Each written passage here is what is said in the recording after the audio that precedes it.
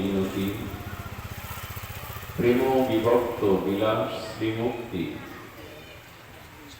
পরম কারুণ্য ঘন প্রেম ঘন শ্রীবিগ্রহ,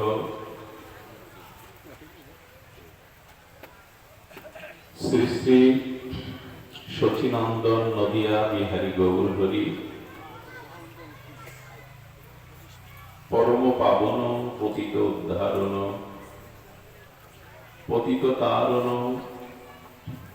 দাতা শিরোমণি, দয়াল নিতাই চাঁদের মহানুকম্পায়, শ্রী শ্রী গান্ধার্বিকা গিরিধারীর অপর করুণায়, বঙ্গবসুন্ধরা শতখালী মাতৃমন্দির শ্রী অঙ্গনে, শ্রী শ্রী কেশবব্রতের এই পবিত্র ব্রত মাসে শ্রীমন্দির শ্রী অঙ্গনে সর্ববেদান্ত সার অমল পুরাণ শ্রীমৎ ভক্তিযোগ্য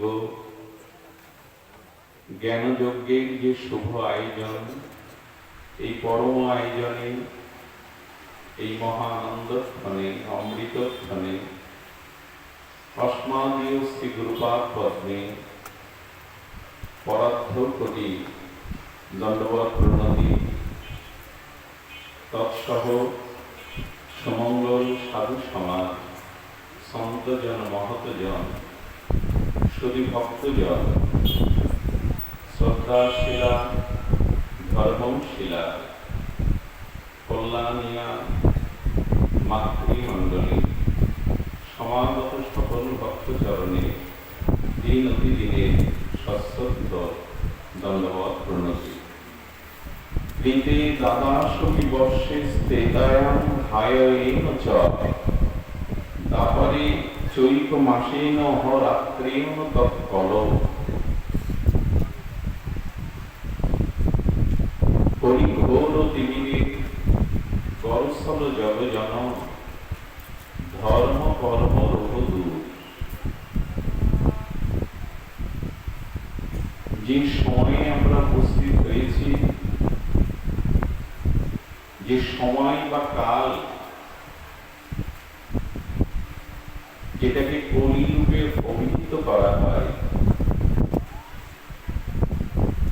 এখানে ভগবত বিষয় সবকিছু প্রতিকূল, আর বিষয় আসক্তি ভোগ বাসনা প্রতিকূল। এমন একটি বিষময় আর যন্ত্রণাময় কালের কবলিত সময়ে আমরা প্রত্যেকেই উপস্থিত।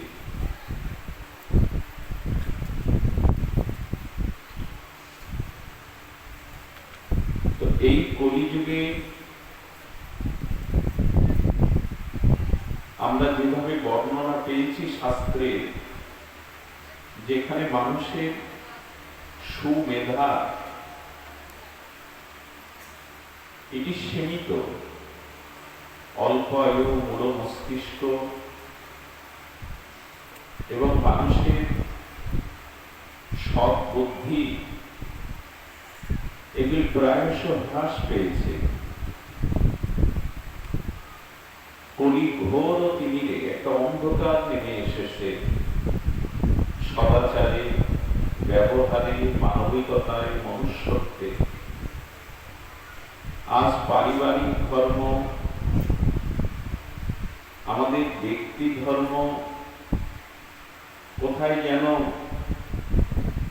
কালের দ্বারা কবলিত হয়ে পথহারা, প্রচন্ড ঝঞ্ঝাবাত ঝড়ে যেমন এপার ওপারে যাওয়ার সেতুটা ভেঙে পড়ে,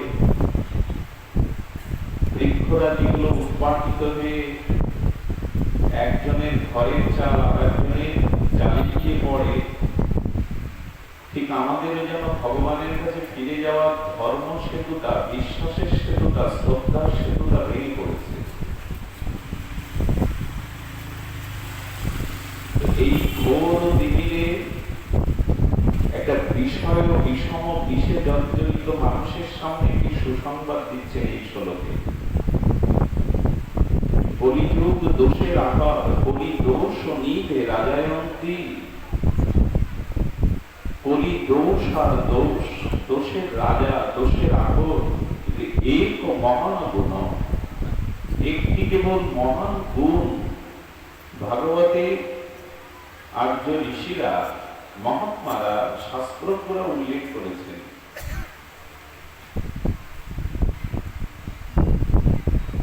সেই গুণটি এক মহান গুণ, সেই গুণটি সম্পর্কে বলতে গিয়ে বলছে, দেখুন ক্রীতে দ্বাদশী বৎসর, ক্রীত মানে সত্যযুগ, সত্যযুগকে কৃত যুগ বলা হয়। সত্যযুগে ঈশ্বরের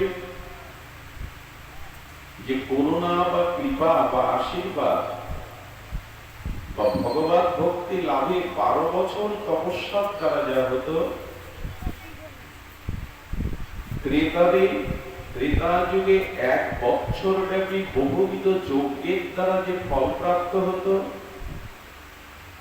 তারপরে 1 মাস ব্যাপী ষোড়শ বা শত উপচারে যে ভগবানের অর্চন করলে যে ফল হতো, কলিযুগে দেহ যদি 1 দিন নয় অহরাত্র 12 ঘন্টা যদি কেউ সাধু সঙ্গে হরিকথা হরিনাম শ্রদ্ধাশ্রয় নিতে পারে, তবে সেই ফল লাভ হয়ে যাবে।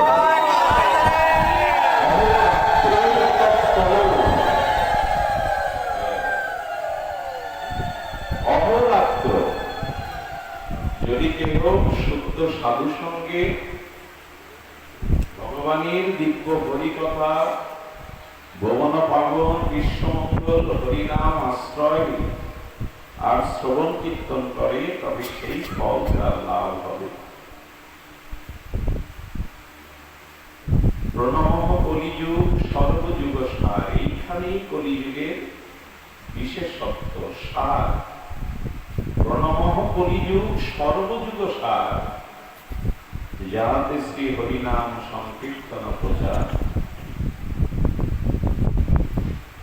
অনেক দোষের মধ্যে, যেমন কয়লার খনির মধ্যে যে হীরা লুকানো থাকে, মূল্যবান হীরা, তেমন কলি কাল কবলিত দোষের আকার মানুষের সদাচার শুদ্ধ নয়, অল্প আয়ু, মূল মস্তিষ্ক, অসংযত চিত্ত, তবু এই সব কিছু বিষম বিষয়ের মধ্যেও একটি আশার সঞ্চার করেছেন। এই জন্য এই কলিযুগকে প্রণাম করেছে, যদি অল্পতেই ভগবান কৃপা লাভ করা যাবে। তো দেখুন, কৃপা বঞ্চিত হওয়ার মূল কারণ হলো আমাদের শ্রদ্ধার অভাব।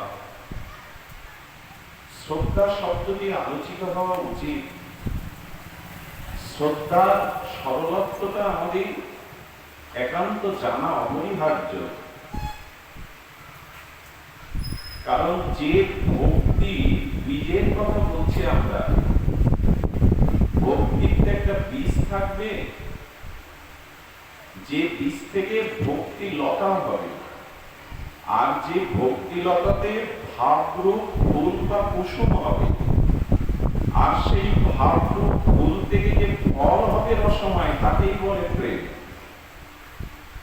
আচ্ছা, ভক্তি লতা, ভাব হলো কুসুম, আর সেই কুসুম রূপ ফুল বা ভাব হতে যে ফল লাভ হয় রসময় আস্বাদ্য, তাকে বলে প্রেম। কিন্তু এই লতার একটা বীজ থাকবে, তো সেই বীজটা কি? সেই বীজ হলো শ্রদ্ধা। বীজ ছাড়া লতা বিকশিত হবে কি? আর লতা প্রকাশিত বিকশিত না হলে ফুল ধরবে কি? আর ফুল না হলে তাতে ফল আগমন হবে কি? এই জন্য বলছেন, ভ্রমিতে ভ্রমিতে কোন ভাগ্যবান জীব, কোন ভাগ্যবান, সকলে ভাগ্যবান নয়। ভ্রমিতে ভ্রমিতে, জন্ম মৃত্যু চক্রে আবর্তন হতে হতে কোন ভাগ্যবান জীব, সকলে নয়, আমার মতো নয়, সকলে নয়, কোন ভাগ্যবান জীব গুরু কৃষ্ণ কৃষ্ণ প্রসাদে পাই ভক্তি লতা বীজ, এই বীজটাই হলো শ্রদ্ধা। এই বীজ হলো শ্রদ্ধা, আদৌ শ্রদ্ধা। প্রেম ভক্তির স্তরে সিঁড়ি 9টা: শ্রদ্ধা, সাধু সঙ্গ, ভজন ক্রিয়া, অনাত্ম নিবৃত্তি, নিষ্ঠা, রুচি, আসক্তি, ভাব, ভক্তি। এই 9টি সিঁড়ি প্রেম রাজ্যে পৌঁছাবার। কটা বলা হলো? আদৌ প্রথম সিঁড়িটি হলো শ্রদ্ধা। শ্রদ্ধা হলো বীজ, বীজ থেকে ভক্তি লতা, ভক্তি লতা থেকে ফুলরূপ ভাব, আর সেই ফুলরূপ ভাব থেকে প্রেমরূপ ফল।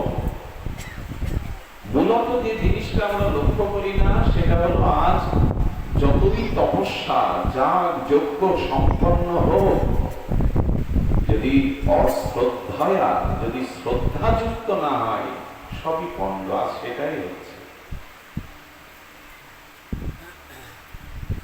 শ্রদ্ধাবিহীন কর্ম তামস কর্ম, তা কখনো জীব কল্যাণ, সমাজ কল্যাণ, পারমার্থিক কল্যাণ হতে পারে না। শ্রদ্ধাটা কেমন? শ্রদ্ধা শব্দের সরলত্ব আমরা সকলেই জ্ঞাত। সাধু বাক্যের প্রতি যে সুদৃঢ়তা, শাস্ত্র থেকে সাধু যেটা ব্যক্ত করছেন, সেই সাধু বাক্যের প্রতি যে সুদৃঢ়তা, আস্থা, সেই বাণীর প্রতি অবলম্বন, এটা কতটুকু আমরা জীবনে ধারণ করি? শাস্ত্র সাধু বাক্যের প্রতি যে সুদৃঢ় নিশ্চয়তা, বিশ্বাস, দৃঢ়তা, এটার আর বড় অভাব।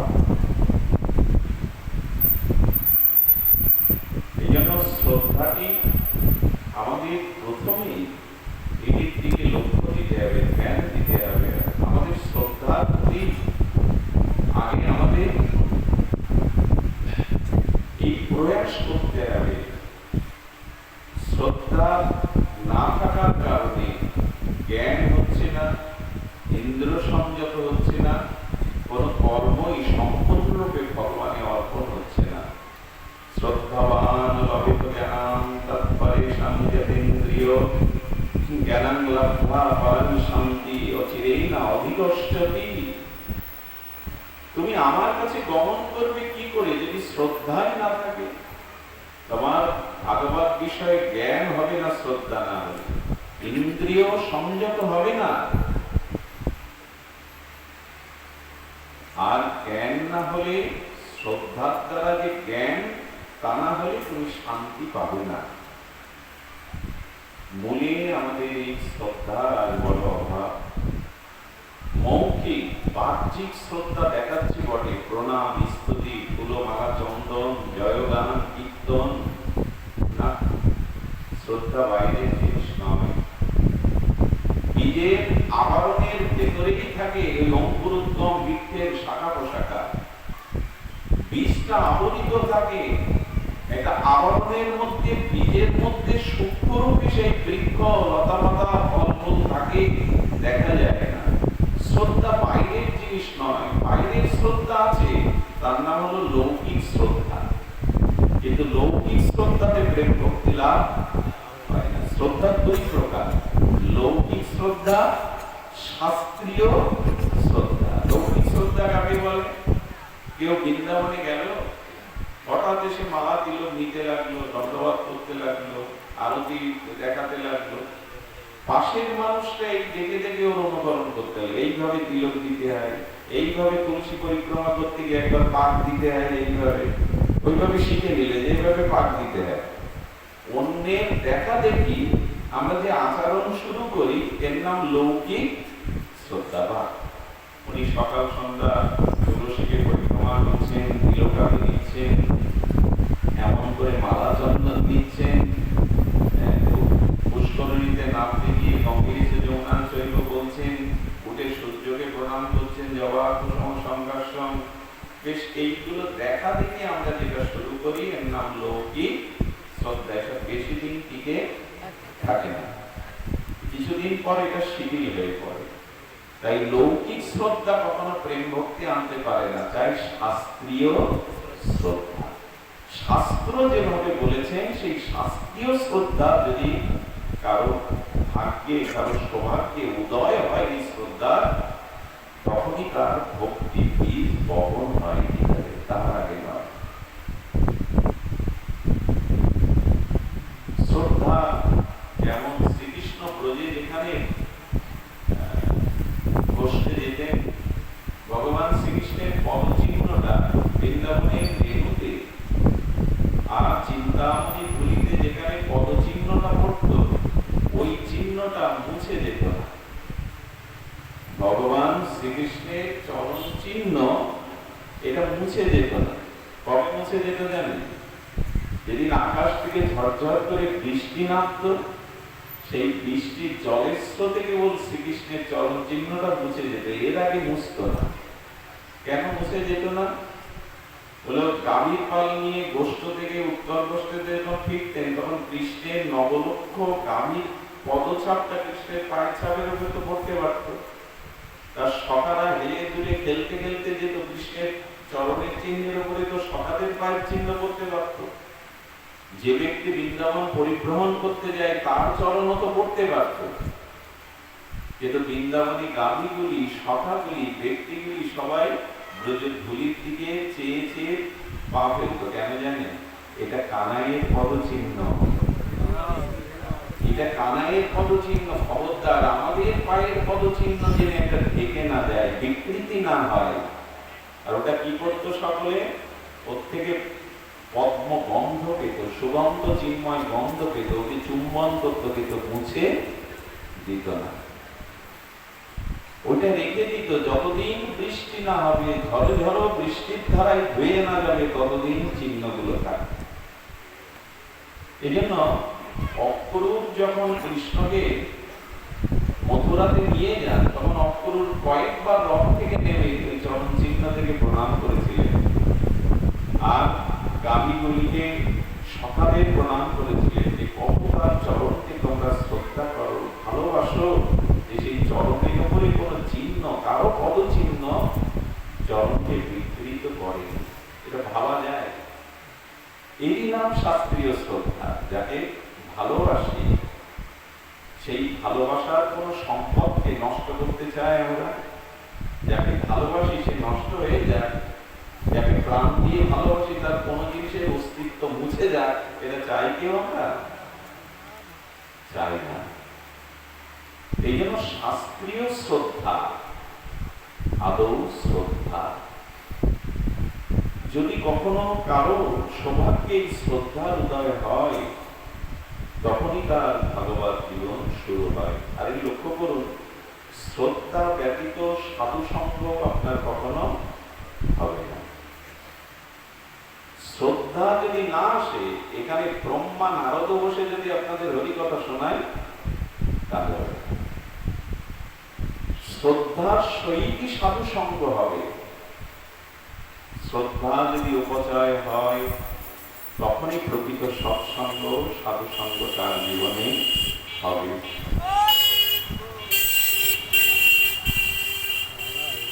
এই শ্রদ্ধার নমুনা। তো হয় কি, শাস্ত্রীয় শ্রদ্ধা যখনই আসবে, তখনই আপনার জীবনে সাধু সঙ্গ হবে। সাধু সঙ্গ শব্দের অর্থ কি? মানে আমার এই যে তিলক আছে, মালা আছে, আমি বৃন্দাবনের আশ্রিত, ভালো করে কথা সাজিয়ে সুন্দর বিন্যস্ত করে বলতে পারি, তাই না। সাধু সঙ্গের শব্দ তো সঙ্গ মানে আসক্তি। সঙ্গ শব্দের অর্থ হলো আসক্তি।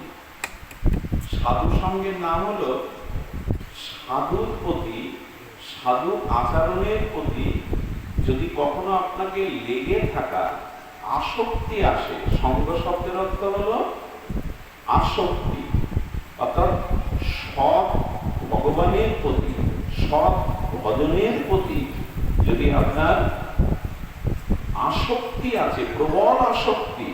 আসক্তি ব্যাখ্যা কেমন? আচ্ছা, একটা ঝড় উঠেছে, প্রচন্ড ঝড়, তো মন দিয়ে শুনুন। বলেছে আপনার সন্তানটা মাটি ফেলছিল, একটা প্রচন্ড ঘূর্ণিঝড় এসেছে, যে ঝড়ের সামনে আপনি নিজেও দাঁড়াতে পারছেন না, কিন্তু সন্তানটা মাটি ফেলছে। আপনি কি ঝড়ের প্রতিকূল ওই অবস্থা যা এগিয়ে যেতে পারছেন না, পিছিয়ে যাবেন? সম্মুখে আপনার আত্মীয় সন্তানটা ফেলছে, বাবা বলে ডাকছে, সেই ঝড় কবলিত অবস্থা আপনি এগোতে পারছেন না, ঝড়টা আপনাকে বাধা দিচ্ছে। আপনি ঝড়ের সেই বাধা মানবেন কি?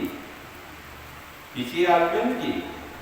ঝড়ের বিরুদ্ধে তখন সমস্ত শক্তি প্রয়োগ করে, প্রাণ প্রয়োগ করে ঝড়কে পরাভূত করে আপনি এগিয়ে যাবেন। ঝড় আপনাকে বাধা দিতে, শত বাধা থাকতেও, শত প্রতিকূলতা থাকতেও আপনি ঝড়কে উপেক্ষা করে জামাটা বাঁধছে খুলে দিয়ে। তো যখন সংসারে বহুবিধ অভাব, অনটন, বাধা, মায়া, কামনা, বাসনার মতো ঝড় আপনাকে বাধা দিতে পারবে না ভগবানের কাছে যেতে। তার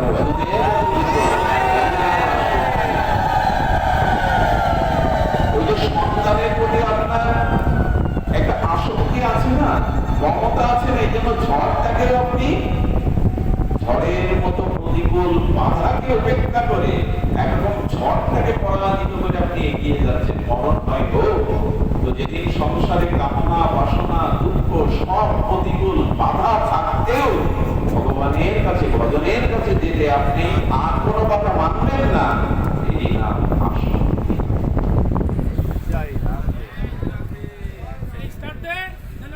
ভজনের কাছে যেতে যখন কোনো বাধা নয়, আমাকে যেতেই হবে, ভজন করতেই হবে, এই নাম আসক্তি। এটা আমাদের সকলের হয় না। সঙ্গ মানে আসক্তি, সঙ্গ মানে রঙ্গ, যার সঙ্গ করছি তার রং। জয় রাধে, জয় গুরু সুন্দর। ইকোটা কমিয়ে দেওয়া হবে। জয় রাধে, জয় রাধে, জয় মা, জয় রাধা মাধব। তো সঙ্গ মানে রঙ্গ। জয় রাধে, যার সঙ্গ করছি তার রং আমার হৃদয়ে লাগবে। এই জন্য সাধু সঙ্গ করে যদি আসক্তি না আসে, হরি কথার প্রতি, ভজনের প্রতি এরকম বাধাহীন প্রবল কাম যদি না আসে, তাহলে জানবেন সঙ্গ হয়নি। কারণ শ্রদ্ধার সহিত সাধু সঙ্গ হয়নি। এই শ্রদ্ধার সহিত সাধু সঙ্গের দ্বারা আমার জীবনে ভজন আসবে। আর এই ভজন অনিষ্ঠিতা এবং নিষ্ঠিতা শব্দগুলি একটু ধ্যান দিতে হবে। ভজন দুই প্রকারের। আমরা যারা সদ্গুরুর শরণাপন্ন হয়েছি, সদ্য সাধু সঙ্গতি লাভ করেছি, কিছু কিছু শাস্ত্র আমরা তার বাণীকে, উপদেশকে ধারণ করার চেষ্টা করেছি। এই যে ভজনে প্রবেশ করেছি আমরা, এই ভজন নিষ্ঠিতা, অনিষ্ঠিতা দুই প্রকার। দেখুন, কোন মানুষ যখন ভজন প্রাপ্ত হয়, সদ্গুরুর চরণাশ্রয় হয়, নবীন সাধক, প্রগতিশীল ভক্তিপথে, ভজনের পথে যখন প্রথম কেউ আসে, দেখবেন প্রথমে তার প্রবল উৎসাহ সৃষ্টি হয়। সে নতুন সাইকেল ছড়া, সে নতুন কোনো বই পুস্তক হাতে পাওয়া, নতুন কিছু সৃষ্টিতে একটা উৎসাহ আছে, আসে না? যে কোনো নতুন বস্তুতে একটা উৎসাহ আসে। তো অনিষ্ঠিতা ভজনটা প্রথমে বলি, তারপর নিষ্ঠিতা ভজন বলবো। অনিষ্ঠিতা ভজন হলো, ভজন পেয়েছি, সদ্গুরুদেবের কৃপা পেয়েছি, হরিনাম পেয়েছি, সাধু সঙ্গেও যাতায়াত করি, শাস্ত্র দেখাশোনা করি, প্রথমে খুব অভ্যাস লাগলো, ভোর 4টায় উঠবই, মঙ্গল আরতি দিবই, 16 মালা শেষ করবই, আর এক একটা ভাগবত শ্লোক মুখস্থ করবই। কয়েক মাস পরে সেই যে উৎসাহ ভাটা পড়ে যায়, তখন উৎসাহের নাম হয় ঘনতরণা। কখনো ঘন হয়, কখনো কখনো তরল হয়ে যায়। ওই যে উৎসব, অতি উৎসব ছিল, ওটা ভাটা পড়ে যায়। সব কি সম্ভব? আমাদের মতো সংসারী মানুষ কি ভোর 4টে উঠতে পারে? এত কাজ ছোটমালা কি প্রতিদিন সম্ভব? তরল হয়ে গেল, অতি উৎসাহটা তরল হয়ে গেল। একে বলে ঘন তরল। কখনো ঘন হয়, কখনো শিথিল বা তরল হয়। দেখুন, অনেকেই প্রশ্ন করে, বাবাজি কালকে 8 মালা করতে পারেনি, 4 মালা করতে পারেনি, তো আজকে যদি করে নি। কালকে 4 মালা করতে পারেননি, তারা সাধুদের কাছে অনেক সময় কল করে বলে, বাবা যদি আজকে 8 মালা করিনি, কখনো কখনো যদি এমন হয়। এক সাধু বলছেন, কালকে তুমি খেতে পারোনি 3 বেলা, আজকে ওই 3 বেলার, আজকে এই 6 বেলার খাদ্য খেতে পারবে আজকে? না, তা কি করে হয়? খাদ্য যেমন প্রতিদিন খেতে হয়, তার অতিরিক্ত খেয়ে অতি ভোজনে করে ভোজনটাও তাই হবে। কালকে তা আজকে ওভারলোড হয়ে যাবে না? কালকে স্নান করেছো, ঘুমিয়েছো, ভোজন করেছো, অথচ 4 মালা করার সময় নেই। একে বলে অনিষ্ঠিতা। আমি সকল কাজের সময় পাই, শুধু তোমার ভোজনে সময় পাই। একে বলে অনিষ্ঠিতা ভজন, ঘন তরলা। সাধুসঙ্গ করে এলাম, বেশ চোখের জল এলো, বুঝলাম সংসারে কেউ কারো না, কত ব্যথা, কত যন্ত্রণা পাই। সাধু কথা শুনে মনে হলো এবার থেকে ভগবানের কাজ আর বিরতি দেব না, শিথিল হতে দেব না। যেই ঘন ভাবটা হলো, আবার শিথিল হয়ে গেল। এদের ভজন হয় না। ভজন নিয়ম ও ত্যাগ যারা করে, রূপ গোস্বামী বলছেন, তাদের ভজন শিখতে হয় না, যারা ভজনের নিয়ম ত্যাগ করে। যথাসম্ভব চেষ্টা করতে হবে যে ভজন গুরুদেব দিয়েছেন, শাস্ত্র মুখে সাধু মুখে শুনেছি, সেটা রক্ষা করবার।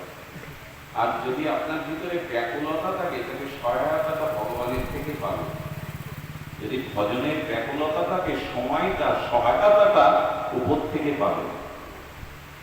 ভজনে নিষ্ঠা থাকলে কি হয়? ধ্রুব মহারাজ গেছেন বনে, বনের সিংহকে দেখে বলছেন, তুমি কি আমার পদ্ম পলাশ লোচন হরি?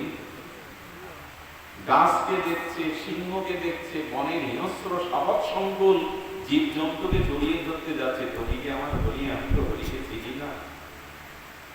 মা বলছেন, দেবশ্রীবাদ নারদ, আমার অতটুকু ছেলেটা ঘোর জঙ্গলে গেল, বেঁচে আছে? বলে, মা ধ্রুব ভজন করছে দেখে ভগবান শিব, মাতা পার্বতী এসে রক্ষা করছে, দেব দেবীরা তোমার সন্তান রক্ষা করছে। আপনি ভজনের যদি দৃঢ় নিয়ম করেন, শক্তিটা পেছন থেকে পেয়ে যাবেন। ভজনের দৃঢ়তা থাকলে আপনি পেছন থেকে উৎসব শক্তিটা ভগবান থেকে পেয়ে যাবেন, রক্ষা করবে আপনাকে দেব দেবী পর্যন্ত। আসলে আমরাই ভজন শিথিল করে ফেলি, কখনো ঘন হয়, কখনো তরল হয়। একদম ঘন তরল। প্রথমে উৎসাহ, তারপর উৎসাহ শিথিল হয়ে তরল হলো, কখনো ঘন, কখনো তরলা। এরপর হলো বিষয় সংজ্ঞা। এবার বিষয় সংজ্ঞা মানে কি জানেন? ভজন করছি, মাঝে মাঝে ত্যাগ বৈরাগ্য উদয় হয়, এইবার প্রসাদভোজী হবে, ঘুমিয়ে দাও না। এরপরে প্রসাদভোজী হব, ঠিক আছে, প্রসাদভোজী হব।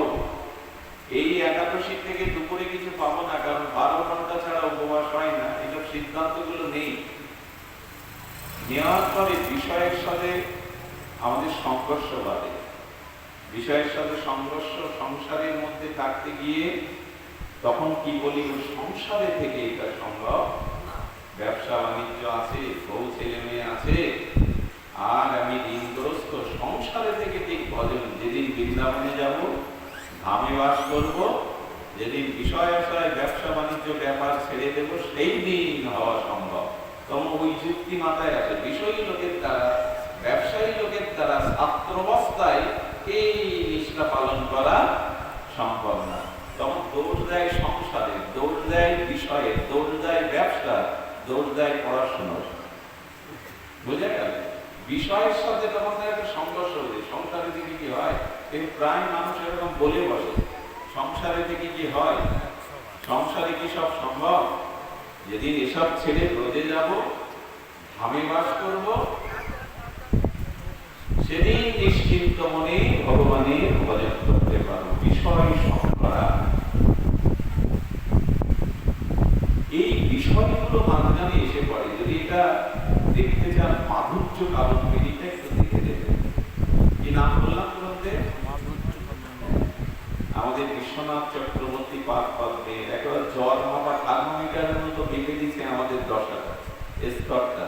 জ্বর হলে যেমন থার্মোমিটার ডিগ্রি মেপে দেয়, উনি মেপে দিয়েছেন আমাদের নিষ্ঠিতা অনুষ্ঠিতা ভজনের কিভাবে ওঠানামা করে। মাধুর্য কাদম্বিনী অদ্বিতীয় গ্রন্থ বিশ্বনাথ চক্রবর্তী পাদ্যে দেখে নেবে। তখন এই বিষয়ের মধ্যে থেকে বলে, বউ, ছেলে, মেয়ে, সংসার, বিষয় আসক্তি, ব্যাপার, চাকরি বাকরির মধ্যে সব হয় না, ও সংসার ছাড়তে হবে, এই সংসার ছাড়তে হবে। এবং সংসারে থেকে হয়, সংসারে থেকে হয়। আপনাদের মনে আছে বাংলাদেশে একজন নারায়ণগঞ্জে বিখ্যাত সাধু জন্মেছিলেন। এনার জীবন বৃত্তান্তটা, চরিত্রটা বলবেন সাধু নাগ মহাশয়। কি নাম বললাম? সাধু। ইনি পরমহংস রামকৃষ্ণদেবের সাক্ষাৎ শিষ্য ছিলেন। স্বামী বিবেকানন্দ পর্যন্ত তার বাড়িতে তাকে দর্শন করতে এসেছিলেন। স্বামীজি নিজে, উনি গৃহী ছিলেন, সংসারী ছিলেন। উনি একবার দক্ষিণেশ্বরে গেছে শ্রীগুরু পাদ পদ্ম দর্শনে। ঠাকুর দেখে সেবকদের বলছে, ওই যে নাগ মশাই এসছে না, ওকে কোনো পাতাই করে প্রসাদ দেবে না, হাতে দেবে। এই কথা কেন মনে থাকে? পাতাই ছাড়া প্রসাদ দেওয়া যায়? ওনাকে সেই পাতা, শুকনো ইন্ডিয়াতে যে পাতা দেয় না, একটা পাতার থালা আছে, ওতে প্রসাদ দিয়েছেন। উনি প্রসাদ চেটে চেটে পেয়ে সেই পাতা চিবোতে শুরু করেছে। স্বামীজিরা কেউ হাসছেন, কেউ ওনাকে উপহাস করছেন, গরু ছাগল নাকি পাতা চিবিয়ে খায়। তো ঠাকুর বললেন, ওকে জিজ্ঞাসা করো তো, তোমাদের নিষেধ করেছিল আমাকে পাতায় প্রসাদ না দিতে। যে ভক্ত সন্ন্যাসীকে জিজ্ঞাসা করছে, বলছেন, শ্রী গুরুদেবের প্রসাদ লেগে আছে এই পাতায়, ফেলবো কোথায়?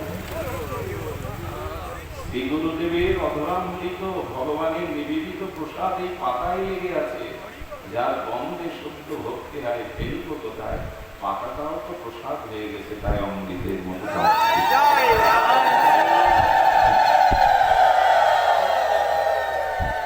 এরকম প্রসাদে নিষ্ঠা ছিল না।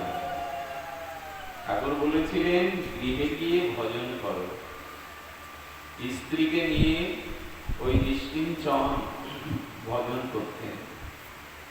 ভজন করতে করতে অনেক অনিমা, লহিমা এসে গিয়েছিল, তার সিদ্ধি এসে গিয়েছিল। কিন্তু স্বামীজি গিয়ে দেখছেন কাঠ ফাটা রোদ্রে ঘরের চাল ছিদ্র হয়ে গেছে, সেগুলো ঠিক করছে। গাটা পুড়ে যাচ্ছে, কিন্তু তন্ময় হয়ে ভগবানের ভাবে বিভোর। স্বামীজি প্রণাম করেছিলেন, আপনার মতো গৃহী সাধুকে দেখেই এই ভারতবর্ষের রাজ্য সভ্যতা বেঁচে থাকবে, যে সংসারে থেকেও ধর্ম হয়। সংসারে থেকে মহাপ্রভুর ত্যাগী ভক্তরা কয়জন? সেই সর গোস্বামী আর লোকনাথ গোস্বামী, একেবারে হাতে গোনা আঙুলে গুনে দেওয়া যাবে। মহাপ্রভুর ত্যাগী মানে সন্ন্যাসী কয়জন? সর গোস্বামী আর যারা যারা আছে, কিন্তু সবই তো সংসারী। সংসারে থেকে ভজন হয় না, এটা ঠিক না। সব ছাড়তে হবে, এরকম ঠিক না। এই জন্য যে অবস্থানে আছো, ওইখান থেকে ভজনটা নিষ্ঠায় আনুন। অনিষ্ঠিতা ভজনের দ্বারা ওই বিষয় সংজ্ঞা, বিষয়ের সাথে সংগ্রাম, একটা যুদ্ধ হয়। এই সংসারে থেকে হয় না, ব্যবসার মধ্যে থেকে হয় না, এখানে চাকরি বাকরি করি, মালা দিল কি করে নেব, ইত্যাদি ইত্যাদি ইত্যাদি। এই বিষয় সংগ্রা চলে আসে, ঘনতরলা চলে আসে, উৎসাহময়ী চলে আসে। এই করতে করতে ভজনটা নিষ্ঠা আসে না, অনিষ্ঠিতা। এক সময় বিরক্তি হয়ে ছেড়ে দেয়। কতজন ভজন নেয়, কত উৎসাহ, কত মাতামাতি, কিছুদিন পরে দেখা গেল ছেড়ে দিয়ে ও করে করে দেখলাম, অনেক কিছু দেখলাম, কিছু নেই এর মধ্যে, সব ফাঁকিবাজি। এইসব করে নিরাশাতে ছেড়ে দেয়। নিষ্ঠার ভজন কোনটা? বলে উপযুক্ত শাস্ত্রীয় শ্রদ্ধা যদি হয় তখন শুদ্ধ সাধু সঙ্গ হয়। শুদ্ধ সাধু সঙ্গের যে ভজন প্রাপ্ত হয় সেই ভজনটা সে নিঃশ্বাস প্রশ্বাসের মতো আঁকড়ে ধরে। কাউকে যদি বলেন দেখো সপ্তাহে একদিন ছুটি নাও, স্কুল ছুটি, ব্যবসায়ী ছুটি থাকে শুক্রবারে, সরকারি ছুটি থাকে, তো নিঃশ্বাসকে তুমি একদিন ছুটি দাও। নিঃশ্বাসকে ছুটি দেবেন কখনো? সেই জন্ম থেকে মৃত্যু পর্যন্ত নিঃশ্বাসের ছুটি কেউ জোর করে যদি বলে নিঃশ্বাস আত্মাটা আটকে রাখো, তার করবেন? তার কথা শুনবেন? তো নিঃশ্বাস প্রশ্বাস ক্রিয়া প্রতিক্রিয়া যেমন জন্ম থেকে মৃত্যু পর্যন্ত এটি অবিরাম অবিচ্ছিন্ন গতিতে হতে থাকে। যিনি ভজন পেয়েছেন, জীবনের সর্বস্ব জবাঞ্জলি দিয়েও নিঃশ্বাস প্রশ্বাসের মতো যিনি ভজনটাকে ধরে রাখেন, এরই নাম নিশ্চিতা ভজন। এই ভজন করতে গিয়ে জীবনে তাকে অনেক কিছু বঞ্চিত হতে হয়। এই সংসারের মানুষের প্রিয়জনের থেকে তাকে অনেক কটু কথা, অনেক গালি, অপমান, অনেক লাঞ্ছনা সহ্য করতে হয়। কেমন জানেন, একজন আমাদের লীলা চলে পুরীতে, ছোটবেলা থেকে ভাগবত ভালোবাসতেন, গ্রন্থটাকে প্রণাম করতেন, মাথায় নিতেন এবং প্রতিদিন একটা করে শ্লোক পড়বে, একটু ফুল তুলসী দিয়ে আরতি করে মস্তকে ধারণ করে পড়বে। এই যে অভ্যাসটা সে ছোটবেলাতে আর দৃঢ়তার সহিত জীবনে মেনে নিয়েছে, এই করতে করতে আর অন্য কাজ ভালো লাগে না, ওই ভাগবত নিয়েই পড়ে থাকে। সংসারে দেখবেন যখন কেউ আমাদের এই পার্থিব জগতে সংসারে পিতামাতার মনের মতো মেধা সম্পন্ন, উচ্চ শিক্ষা সম্পন্ন, ভালো ব্যবসায়ী না হতে পারে, একটু যদি সে শিথিল স্বভাবের হয়, তাহলে তাকে বোকা হাওয়া বা সংসারে অবহেলার পাত্র হয়ে যায়। তো যখন বয়স হয়েছে, যৌবন এসেছে, তখন পাড়ার লোক তার বাবা মাকে বলতে লাগলো ওকে বিয়ে দাও। আমার একটা কথা খুব ভালো লাগে, বিয়ে দুই কারণে দিতে চায় মানুষ। এক, খুব যোগ্যতা সম্পন্ন হলে, লেখাপড়া শিখে চাকরি বাকরি পেয়েছে, এবার বিয়ে দেওয়া দরকার। আর অযোগ্য যারা, অকর্মণ্য যারা, তাদেরও গুরুজনদের লোক পেছনে প্রেরণা দেয়, বিয়ে দিয়ে ঘাড়ে দায়িত্ব পড়লে তখন ঠিক পেতে যাবে। এক যোগ্য ব্যক্তির বিয়ের জন্য ব্যস্ত হয়, আর অযোগ্য ব্যক্তি, সে তো অযোগ্য সাংসারিক ভাগবান নিয়ে পড়ে থাকে। তার পিতামাতাকে বললো একটা বিয়ে দাও, ঘাড়ে ধরিয়ে দাও কাউকে, দায়িত্ব নিয়ে তখন টানবে। কিন্তু বিয়ে হলো, স্ত্রী এসে দেখলো না, ওই সকালে ঠাকুর ঘরে ঢুকে ভাগবত পড়ে আর বেলা 11টা 12টায় বেরিয়ে, কোনো চিন্তা নেই সংসারে। মেয়েটি সুলক্ষণা ছিল, সে নিজে জম দিতে যায়, নিজে জম দিয়ে যা পায় ফুটিয়ে স্বামীকে দেয়। সংসারে অশান্তি না করে নিজে পরিশ্রম করে সংসারটা চালাচ্ছে। সন্তানও হলো, সন্তানটার যখন অসুখ না, ওষুধ কেনার পয়সা নেই, ওষুধ কেনার পয়সা না দেখে তখন কি করবে, ওই যেখানে ধার দেনা করে আনে। কিন্তু একদিন ঘটে গেল, সুঘটনা কি দুর্ঘটনা বলতে পারবো না, দুজন বৈষ্ণব এসে উপস্থিত। ঘরে তারা ক্ষুধার্ত হয়ে বসেই পড়েছে, মা কিছু দাও। হাঁড়ি কড়ায় পাত্রে গিয়ে দেখে এক মুঠো নাই। ঝরঝর করে কাঁদছে আর হাত জোর করে বললেন, বাবা আমাকে অভিশাপ দিন। গৃহীর দুয়ারে এসে যদি এক মুঠো না পেয়ে সাধু বৈষ্ণব ফিরে যায়, আমি আত্মহত্যা করা ছাড়া পথ নেই। মাথায় হাত থেকে সাধুরা বললেন, মা আমরা দুঃসময় এসে পড়েছি, বুঝতে পারিনি, কাঁদিস না মা, তোর এখানে আমরা আরেকদিন আসবো। কাঁদিস না মা, ঈশ্বর তোর মঙ্গল করে, তোর সেবার মনোভাব আছে, সামর্থ্য নাই। ওই যে সাধুরা চলে গেল, এত ব্যথা পেল, এত কষ্ট পেল, যে ভাগবত নিয়ে বসে আছে না, ঠাকুর ভিতরে ঢুকে ভাগবত মাথায় ছুঁড়ে ফেলেছে, ভাগবত নিয়ে থাকো। ভাগবতে কি লেখা আছে জানো না? সাধুগুরু বৈষ্ণব গৃহ থেকে ফিরে গেলে তার অকল্যাণ হিসেবে বেঁচে থাকবে কেন? তুমি সংসারের কাজ করো না, প্রতিবাদ করি না, সন্তানদের ভবিষ্যতের দিকে তাকাও না, প্রতিবাদ করি না, ঝিগিরি করে দিন মজুরি খেটে সংসার চালায়, রাত দিন ভাগবত এই থাকলো, তোমার ভাগবত মাথায় ছুটে ফেলেছে। বেশি দিন আগে ঘটনা, ভাগবত থেকে আঘাত করায় ও বুকে ভাগবতটা নিয়ে কাঁদতে কাঁদতে পুরীর সমুদ্রের তীরে চলে গেছে।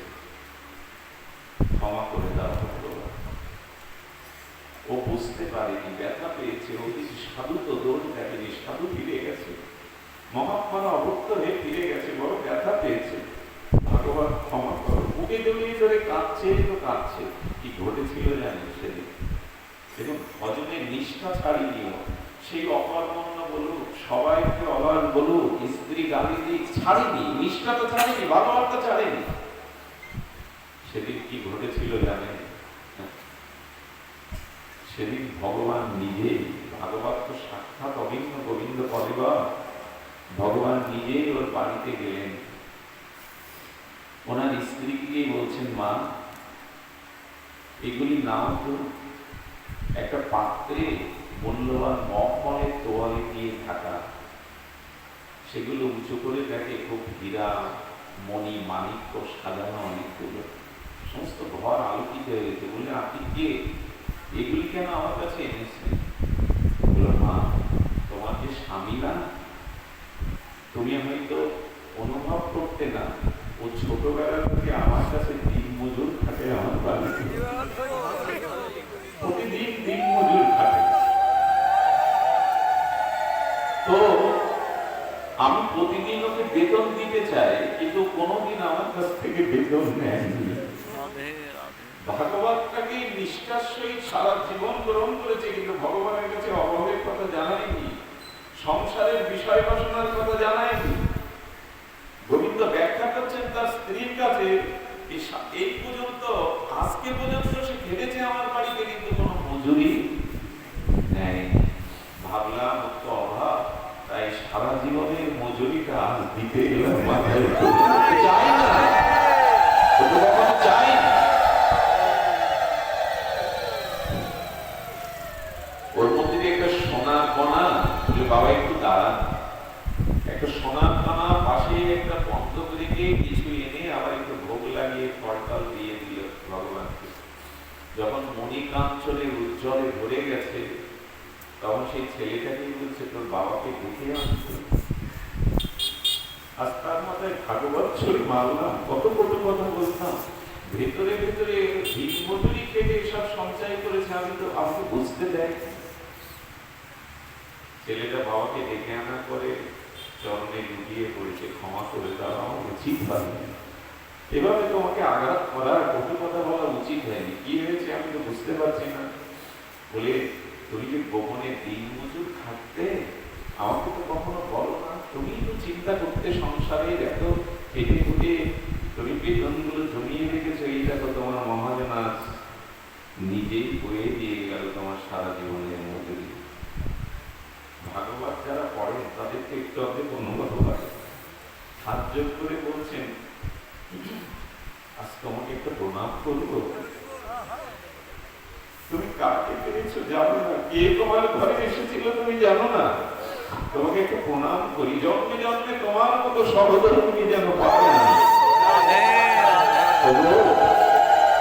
আমি যার দাস, আমি সারা জীবন যার দাসত্ব করেছি, সেই গোবিন্দই এসেছিল আজ তোমার ঘরে।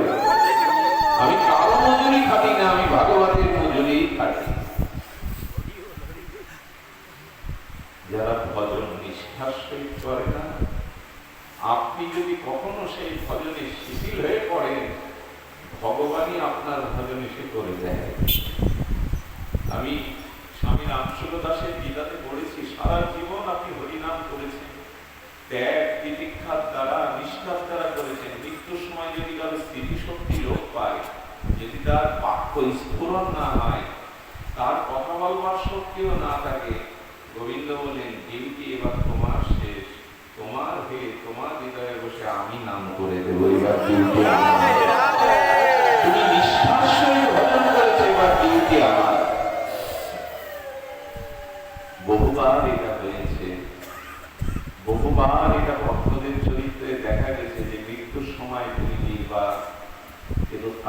ভেতরে বসে ভগবানই তার ডিউটি পালন করেছেন। অর্থাৎ হরিনামটা তিনি স্মরণ করিয়ে দিয়েছেন, স্মরণ করিয়ে দিয়েছেন। যারা নিষ্ঠার সহিত ভজন করে তাদের কি হয় জানে? খুব বুড়ো কথা বলি, গোপন কথা। শ্রীধাম বৃন্দাবনের কেশী উপকণ্ঠে যে দিব্য চিন্ময় মহাপুরুষ জগতে এসেছিলেন, তিনি বড় অনন্য সেবানিষ্ঠ। তিনি আর কেহ না, প্রাতঃস্মরণীয় বন্দনীয় চরণ ছিল মুরারি মোহন দাস বাবাজী মহারাজ। ওনার বৃন্দাবনে কেশী ঘাটে মুরারি মোহনে তখন ওনার প্রায় অপকট দশা। একদিন প্রিয় ভক্তদের বলছেন, আলতা আনো, অগ্নি আনো, আমাকে সুন্দর করে সাজিয়ে দাও ঘোমটা দিয়ে। যখন ঘোমটা দিয়ে সঠিকভাবে মঞ্জুরিভাবে সাজানো হলো, তখন বলছেন, তোমার সরে যাও, রাধারানী আসছেন, সখী সহ রাধারানী আসছেন, সরে যাও, তোমরা সরে যাও। এটা কখন হয়? সারা জীবন হৃদয়ে নাম বৈষ্ণব সেবার মাধ্যমে মঞ্জুরি ভাবটা হৃদয়ে রেখেছেন। শেষের দিনে এসে আর কোনো স্মরণ না থাকলেও উনি মঞ্জুরি ভাবে লাল কন্যা আলতা পায়ে দিয়ে লক্ষ্য করেছিলেন ঠাকুরানী আসছেন। সে দিব্য মূর্তিতে বলছেন, ঠাকুরানী আসছেন, তোমরা সরে যাও, সরে। সারা জীবনের নিষ্ঠার প্রতিফলন এটাই। ভক্তকবি জয়দেব লিখতে পারছে না, লিখতে পারছে না, রাধারানীর চরণ গোবিন্দ মস্তকে নেবে এই লাইনটা লিখতে পারছে না। গীত গোবিন্দ যতবার লিখতে যায় লিখতে পারছে না। উনি সেই গীত গোবিন্দ ঠাকুর ঘরে রেখে স্নান করতে গেলেন। গোবিন্দ জয়দেবের রূপ ধরে এসে সেই ঠাকুর ঘরে গিয়ে গীত গোবিন্দ লিখে দিলেন। তমসি মম জীবন, তমসি মম ভূষণ, তমসি মম জলাদিমগ্নাম, সরথর মণ্ডলান দেহি পদবল্লভ মোদারাম। নিজে লিখে গেলেন গোবিন্দ নিজে। ভক্তের অসম্পূর্ণ কাজ যদি সে নাও পারে, ভগবানই তার নিষ্ঠার কারণে নিজে ওটা সম্পূর্ণ করে দিয়ে। এই জন্য গৃহে থেকে একটু ভজনের নিষ্ঠা, নিষ্ঠার সহিত ভজন না হলে অনিষ্ঠিতার দ্বারা হচ্ছে হবে, পরে করবো, এ দ্বারা হয় না। আর আমাদের অল্প আয়ু রোগগ্রস্ত শরীর কখন যে পত্র পাতার উপরে বিন্দু জলটা ঝরে পড়বে, এই জন্য ভজন যেটুকু করবেন নিষ্ঠার সহিত করতে হবে। শিথিলতা এসে যায়, এই জন্য পার পারি না আমরা, এই জন্য আমরা পারি না। এই জন্য শাস্ত্র বলেছেন, দেখুন আমি কাম্যবনে 20 বছর আগে সিদ্ধ মহাত্মা চমৎকার সঙ্গে ভাগ্য হয়েছিল। তাকে বহুক্ষণ চোখের জল অনুরোধের পরে একটা পানি বলতে বলেছিলাম, একটা শব্দ, কথা বলতেন না। প্রায় 24 ঘন্টায় ঘুমের মধ্যেও নাম করতেন। 57 বছর এক ঘর থেকে বেরোননি। কয় বছর? বাবা যায় সিদ্ধ মহাত্মা, বড় বড় মহাত্মা দিতেন টিকা পেতে। আমার ভাগ্য হয়েছিল এক বৈষ্ণবের দ্বারা আমার দর্শন করতে। অনেকক্ষণ অপলক নয়নি চোখের জলে নিবেদন করে 3টে কথা বলেছিলেন। আজও কাঁপে শরীরটা। উনি নাম করছেন আর প্রিয়তা শেখ বলছেন, ভক্ত, ভজন, ভগবান, কে নড়ে না, কার প্রতিজ্ঞা ভঙ্গ হয় না। ভক্ত, ভক্তি, ভক্ত ভজন আর ভগবান, এর মধ্যে কে নড়ে না, কার প্রতিজ্ঞা, কার দৃঢ়তা শিথিল হয় না, বলছেন কেঁপে কেঁপে।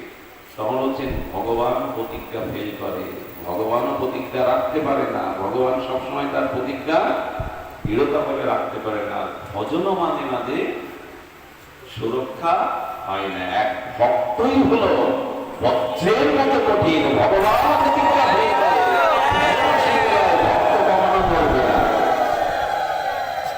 ভক্ত কখনো তার ভজন নিষ্ঠা থেকে এক চুলও নড়বে না, একেই বলে ভক্ত। বলেছিলেন এখনো কথাগুলো বজ্রের মতো কঠিন হয়ে।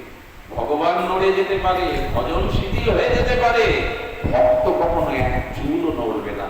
এই জন্মেই তোমাকে চাই। গুরু মহারাজ বলছেন, যারা বলে এই জন্মে চাই তাদের নিষ্ঠা নেই, যারা বলে এই মুহূর্তে চাই তাদেরও নিষ্ঠা নেই, যারা বলে এই মুহূর্তে না পেলে প্রাণ বিসর্জন দেব এদেরই নিষ্ঠা আছে। এই মুহূর্তে চাই, পাবো কোনো জন্মে না, এই জন্মেই পেতে হবে, এখনই পেতে হবে, নালে প্রাণ বিসর্জন দেব। এই যে নিষ্ঠা, একটা হলো অনিষ্ঠিতা আর একটা হলো নিষ্ঠিতা। এই নিষ্ঠিতা ভজন চায়, কিন্তু এই ভজন নিষ্ঠা আসে না কেন তার উত্তর নেব। একটু ধ্যান দিয়ে শুনতে হবে, বিষয়গুলো জানা দরকার। শুধু লীলা কথা না শুনে ভজনের এখানে যেখানে আমাদের শিথিলতা আছে সেই কারণগুলো চিহ্নিত করতে হবে। ভজনে এই নিষ্ঠিতা ভাব আসার পিছনে বাধা হলো অনর্থ। কি বললাম? অনর্থ। এই অনর্থ নিবৃত্তি না হওয়া পর্যন্ত ভজনে নিষ্ঠা আসবে না। খুব ধ্যান দিয়ে শুনতে হবে। এটাই আজকের আলোচনার একটা মূল বিষয়বস্তু। সেটি হলো অনর্থ। অনর্থ শব্দের অর্থ কি? অর্থ মানে প্রয়োজন, আর প্রয়োজনে যেটা বাধা তাকে বলে অনর্থ। মানে এটার অভাববাচক, আর অর্থ মানে প্রয়োজন। প্রয়োজনে যা বাধা, প্রয়োজন তো প্রেম, প্রয়োজন তো ভগবত ভক্তি, এর পথে বাধাকেই বলে অনর্থ। অনর্থ শব্দ বোঝা গেল।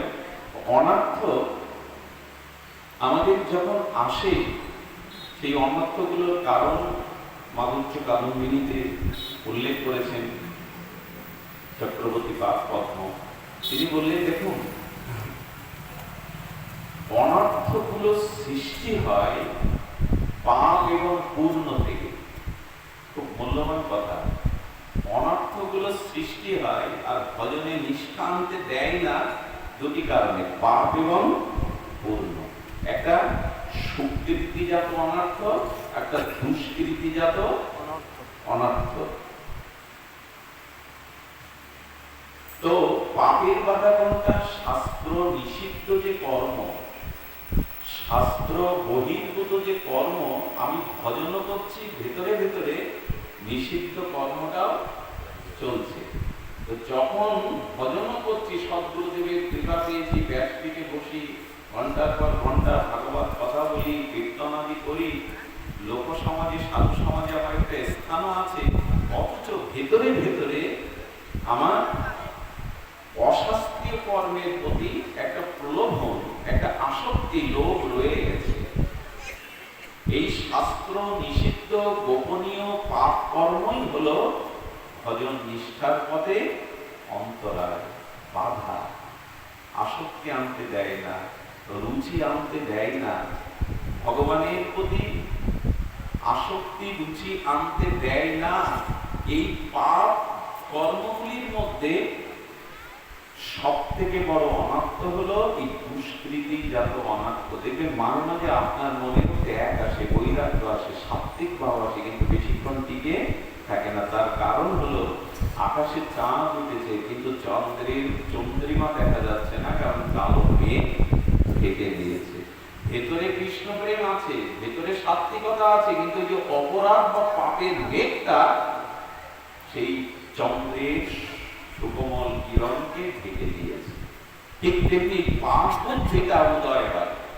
এই পাপ বুদ্ধিটা উদয় হয় এই কারণে, সেটি হলো নিষিদ্ধ অশাস্ত্রীয় কর্ম যখন গোপনে হতে থাকে, সেটা এড়াতে পারে না। মাঝে মাঝে মনে হয় এগিয়ে যাব, লোক সম্মান করে, মানুষ ভজন জগতে আমাকে কিছুটা মান্যতা দেয়, মালা চন্দন দিয়ে প্রণামাদি করে, আমি এই কাজ করছি কেন? কিন্তু না, নিষিদ্ধ শাস্ত্রীয় কর্ম পাপই বাধা হয়ে দাঁড়ায়। পাপ যেমন বাধা, পাপ আমার ভিতরে আছে কিনা এটা বোঝার সব থেকে বড় উপায় হলো ভজনে আপনার রুচি আসবে না। হরি নামে, হরি কথায়, মালাতে, ঠাকুর ঘরে বসে আপনার রুচি আসবে না। কোন রুচি আসবে না। তখনই বলবেন নিষিদ্ধ শাস্ত্র কর্মরূপ পাপ আপনার ভজনকে আচ্ছাদন দিয়ে গেছে। ঠাকুর ঘরে গেলে ঘুম পাবে, হরিকথা শুনতে গিয়ে অলসতা আসবে, বা শুনলেও রুচি পাবো না।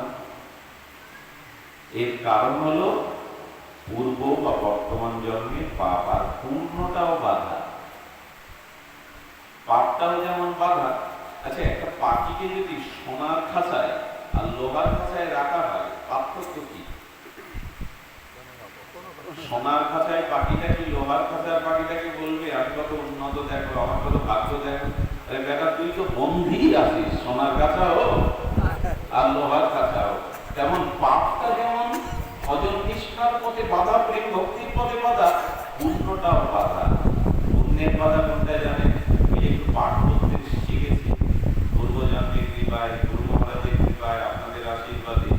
এই পাঠ করতে সুপ্রীতি ছিল, পূর্ণ ছিল, পূর্ণ ছিল, সুপ্রীতি ছিল, পাঠ করতে বসেছে, কিন্তু পূর্ণ বাধা হয়ে দাঁড়ালো লাভ, পূজা, প্রতিষ্ঠা, যশ, খ্যাতি। বোঝা যায় লাভ মানে ভাগবত পদে এসে অর্থের লোভ, ভালো খাওয়ার লোভ, ভালো পাওয়ার লোভ, বড় পদের লোভ। হ্যাঁ, এর মধ্যে দু চারটে মালা, তো আমার বলে একটা মালা পড়লো না, গীতা দানের বেলায় আমার নামটা পড়লো না। এই যে ভাবনাগুলো যখনই আপনার মনে আসবে, তখনই জানবেন পূর্ণরূপ খাতা আপনাকে আটকে দিয়েছে, সোনার শিকলে আপনাকে বেঁধে ফেলেছে, আর আপনি এগোতে পারবেন না। যশ, খ্যাতি, পূজা, প্রতিষ্ঠা এর কাঙাল হয়ে যায় আমরা। অনেকেই বলে পয়সা করি না নিলে কি ভাগবত পাঠ করলে, হরিনাম করলে চলবে, ঈশ্বর কি খাওয়াবে? যারা এই কথা বলে তাদের বলি শুনুন, নারায়ণের চরণ সেবা করছে লক্ষ্মী দেবী। নারায়ণ বলে দিয়েছেন কমলা, যারা নিষ্কিঞ্চন ভাবে কোনো কিছু কামনা বাসনা না নিয়ে আমার ভজন করে, আমি তোমাকে আদেশ দিচ্ছি 3 বেলা তার ঘরে উঁকি মেরে দেখবে তার আহার আছে কিনা।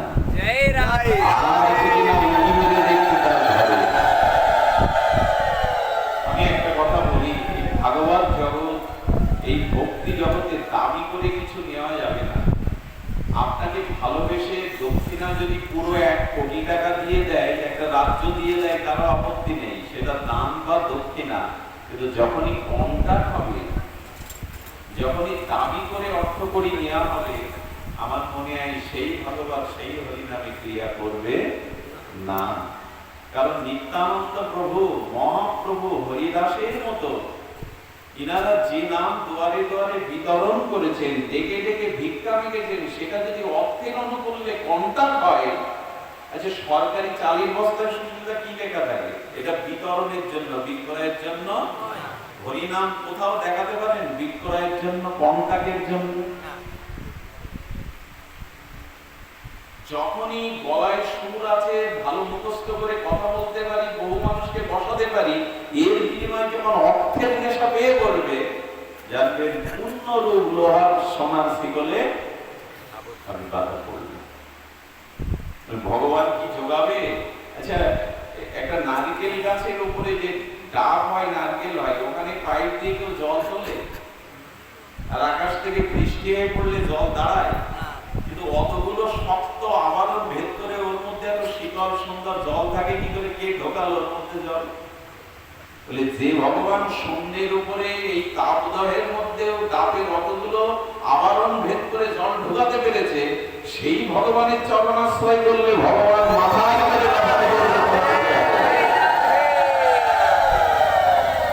এই জন্য লাভ, পূজা, প্রতিষ্ঠা, অর্থের কাঙাল হয়ে বৈষ্ণব বেশে দাঁড়ে দাঁড়ে ঘুরো না, ও পূর্ণরূপ শিকলে তোমাকে বেঁধে ফেলবে।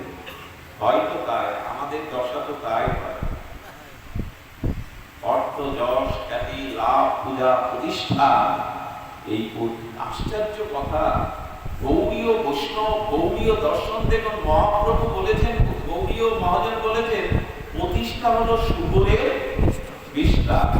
যশ, খ্যাতি, প্রতিষ্ঠা কি বলা হয়েছে? শুকরের বিষ্ঠা। আচ্ছা, আমার গায়ে যদি শুকরের বিষ্ঠা লাগে, আমি ঘরে উঠতে পারবো? আমার ঘরে কথা বলবো, গায়ে বিষ্ঠা মাগলে ঘরে ওঠা যাবে?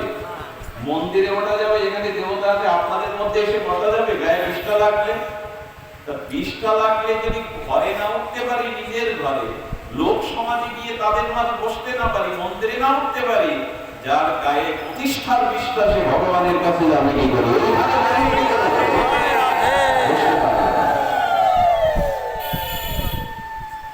এই জন্য যশ খ্যাতি পূজা প্রতিষ্ঠা এগুলো চাইলে পাওয়া যায় না, এগুলো চাইলে পাওয়া যায় না। ভগবানের ভজন যদি নিষ্ঠার সহিত করো, এগুলো পিছনে ছুটবে, তবু নিতে চাইবে না। নিতে চাই জানেন, যারা ভজনশীল ভক্তিমান, এদের কাছে অনেক বিভূতি চলে আসে। এরা মাথায় হাত দিলে জ্বর নেমে যাবে, মুখে কিছু বললে সেটা কেটে যাবে। খবরদার, এসব দু একটা যদি কেটে যায় আবার বুঝে নেবেন না ভজন করতে করতে আমার ভিতরে সিদ্ধি এসে গেছে, আমি যা বলি তা কাটে। খবরদার, যেই এই মাথায় এসে যাবে, ভক্তি দেবী লক্ষ না কোটি মাইল দূরে সরে যাবে। যারা ভজন করে, হরিনাম করে, যারা সহজ সরল ভাবে ভগবান ভজন করে, তাদের মধ্যে বিভূতি আসে। তারা যা বলে, আজকে বৃষ্টি এখানে হবে না, বসুন। মেঘ কেটে গেল, বৃষ্টি লাভলই না, হলো বাবা কত বড় সাধু। যদি নিজের মধ্যে বুঝে বসেন যে আমার ভিতরে বিভূতি কিন্তু আনবে, আপনাকে সেবা দেওয়ার জন্য ওরা আনবে, কিন্তু যদি নিয়ে বসেন ভজন শেষ। রক্ত চুষে খাবে, অনিমা লঘিমা এগুলি আসবে, সিদ্ধি অষ্টপ্রকার আসবে, কিন্তু ভক্তি ভজন কখনো জাদু নয়।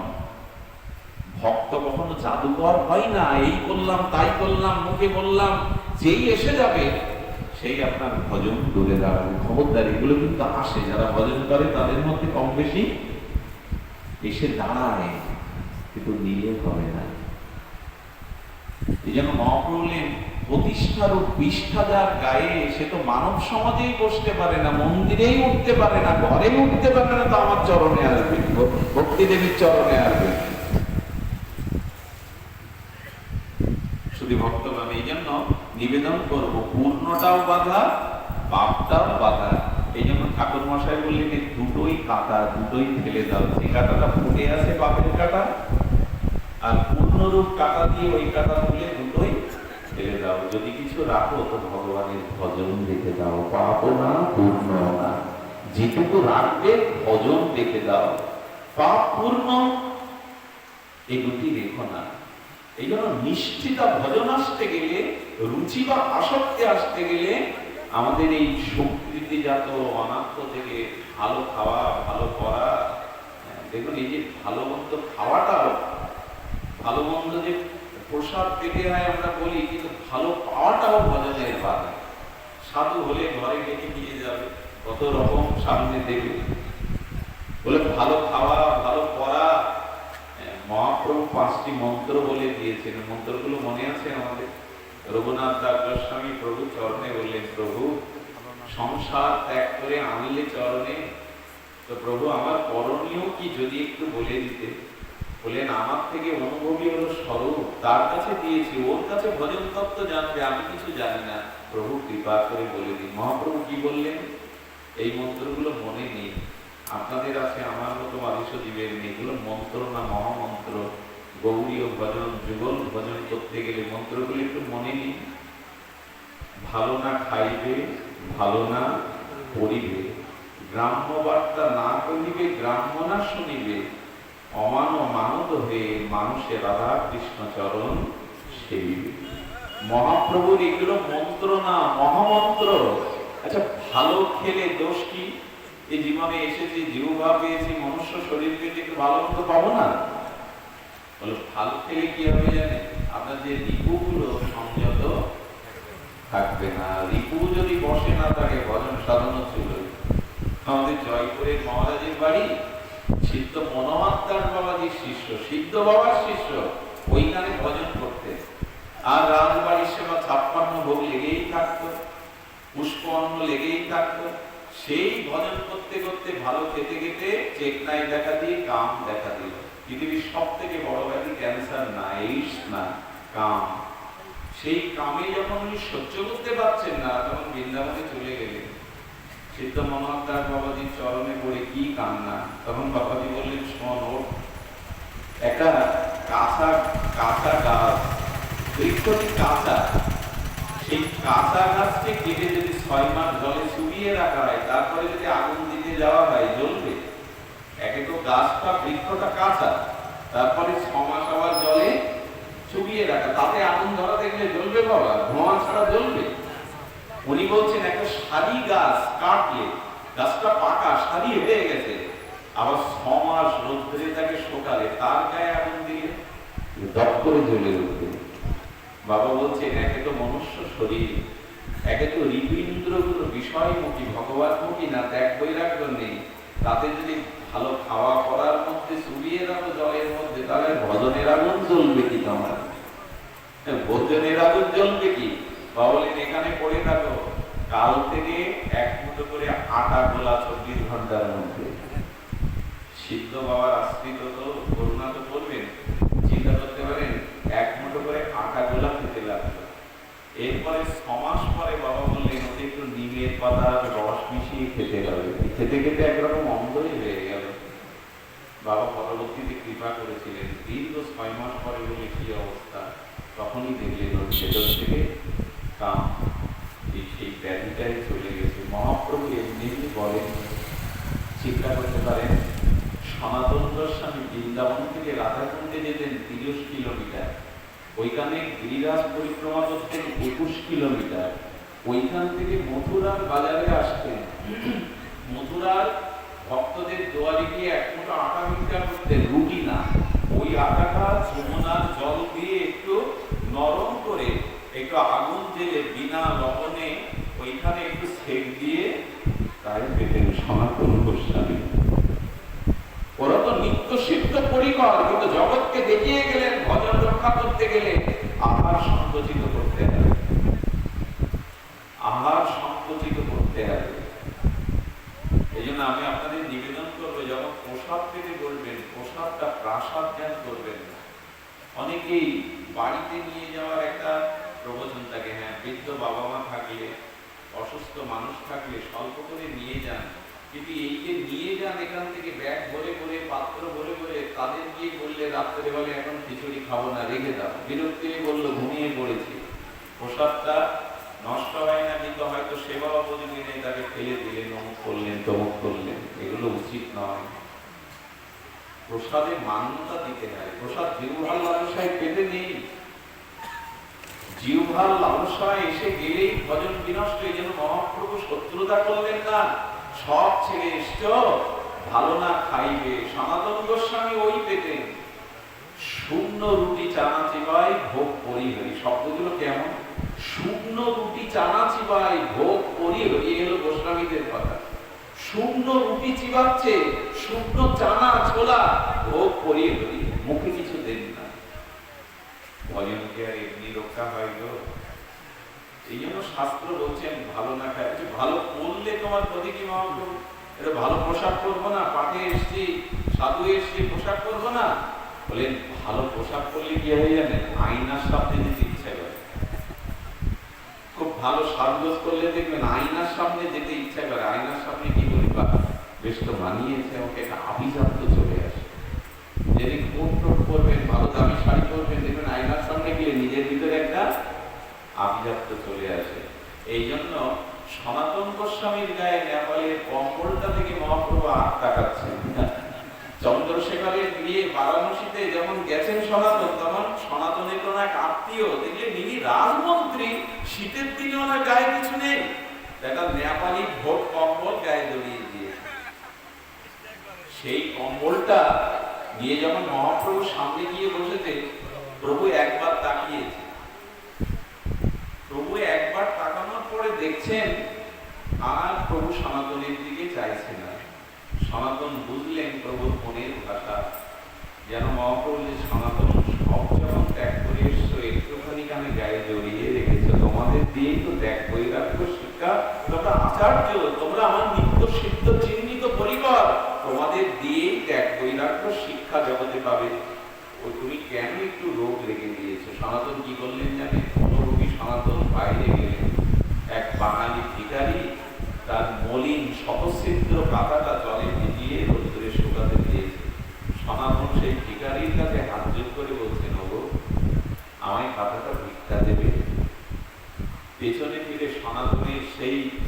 তার যে রূপ মাধুর্য সৌন্দর্য থেকে বলছেন, বাবু রাজা হয়ে ভিখারিকে পেয়ে ঠাট্টা করছেন, ছেঁড়া কাঁথা ভিক্ষা চাচ্ছেন, দেখে তো মনে আপনি রাজপুত্র। বলেন একদিন ছিলাম, আর আমার থেকে ভিখারি জগতে দ্বিতীয় কেউ নেই, দাও না তোমার ছেঁড়া কাঁথাটা ভিক্ষা দাও। এই কম্বলটা নিয়ে তুমি কম্বলটা দিয়ে যখন ছেঁড়া কাঁথা গায়ে দিয়েছে তখন বলছে ইনি উন্মাদ না পাগল, একটা দামি কম্বল দিয়ে আমার কাছে ছেঁড়া কাঁথা চাই। যেই গিয়ে বসেছে মহাপ্রভু জোর করে সেই সনাতনকে আলিঙ্গন দিয়েছে। ভালো না খাইবে, ভালো না করিবে, গ্রাম্য বার্তা না কহিবে, গ্রাম্য না শুনিবে। শুধু ভক্তমণ্ডলী একটা অনুরোধ করে যায়, আপনি পরিবেশটা ভালো লাগছে, একটা অনুরোধ করে যায়, সেটা হলো এই যে পরনিন্দা, সাধু নিন্দা, সমালোচনা, সাংসারিক কথা, আসুন না এবার আমাদের জিহ্বাটাকে একটু আমরা চেপে ধরি। সব ভজন নষ্ট করে দিচ্ছে এটাই, সাধু নিন্দা, পরনিন্দা, পরচর্চা, এইগুলি ভজনের পথে সব থেকে বড় বাধা। শাস্ত্রে এমন বলেছেন, মদ্য যদিও হইবে উদ্ধার, যিনি মদ খান তিনি যদি কখনো জগাই মাদায়ের মতো মদ খান, পাপ কর্ম করেন, তিনি যদি কখনো সাধু কৃপা পান উদ্ধার হয়ে যাবেন, কিন্তু পরনিন্দকারীর কবু নাহিত নিস্তার। এ কথা বলছি বটে, রাত দিন শুনছি বটে, কিন্তু জিভটাকে সামলাতে পারে। কোথাও না কোথাও পরনিন্দা, সাধু নিন্দা, বৈষ্ণব নিন্দা এসেই যাচ্ছে।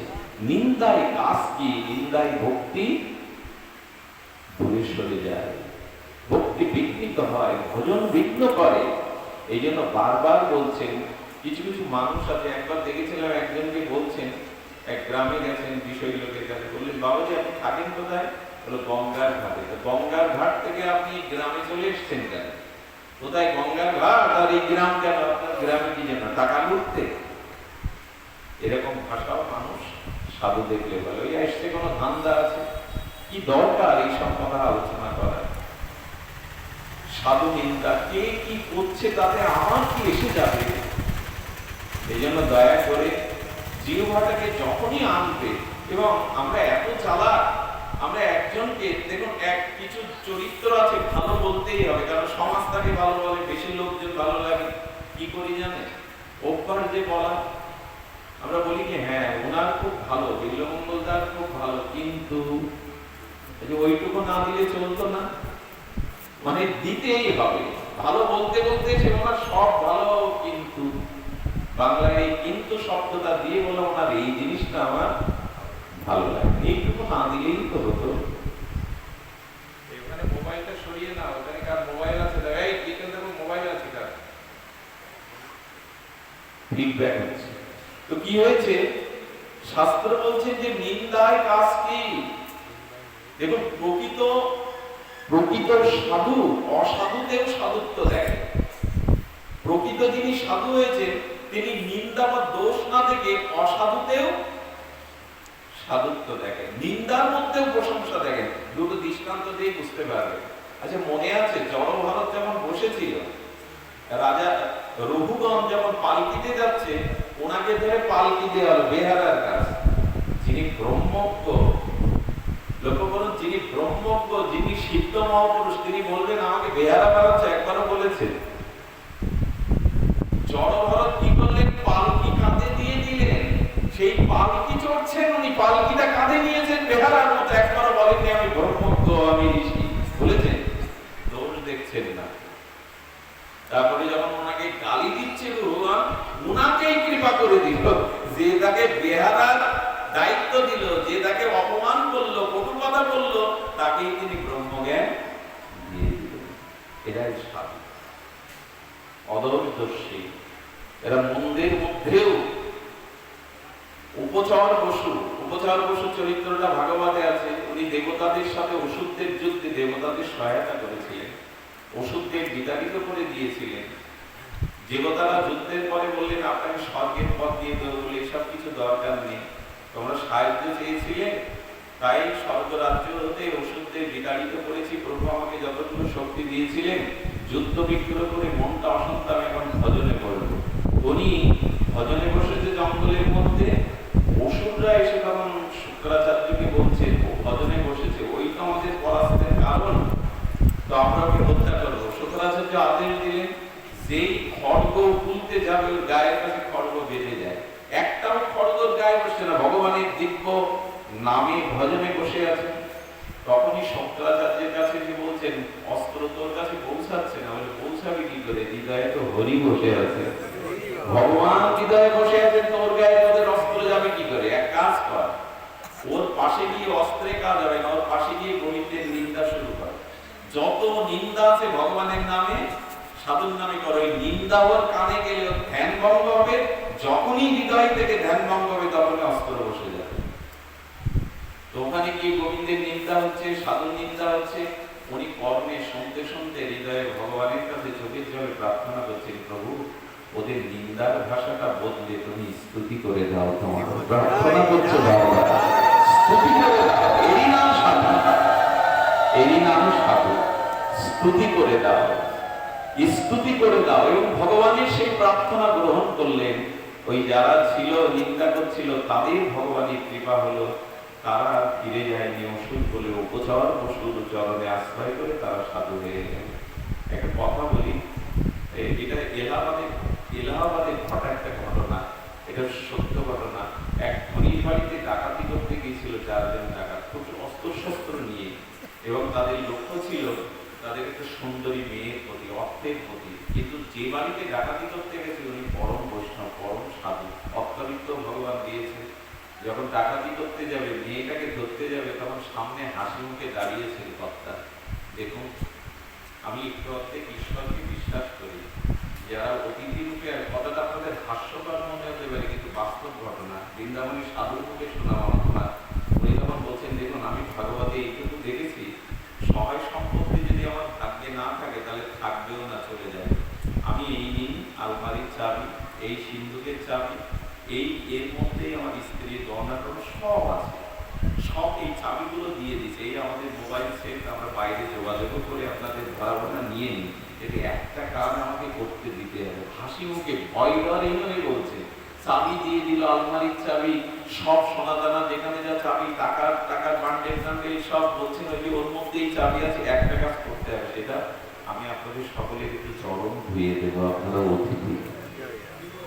হাসছেন, এবং ওরা দেখছে ও ঠাট্টা করছে না, বেটা ও ঠাট্টা করছে না, সত্যি সত্যি বলি। কেন ধরে বলে, গৃহে যারা আসে তারা অতিথি, নিয়ে যান, আমার আপত্তি নেই, কিন্তু এই কাজটা করতে দিতে হবে। এবং দেখুন, এখানে আপনাদের একটু সেবাও করতে হবে।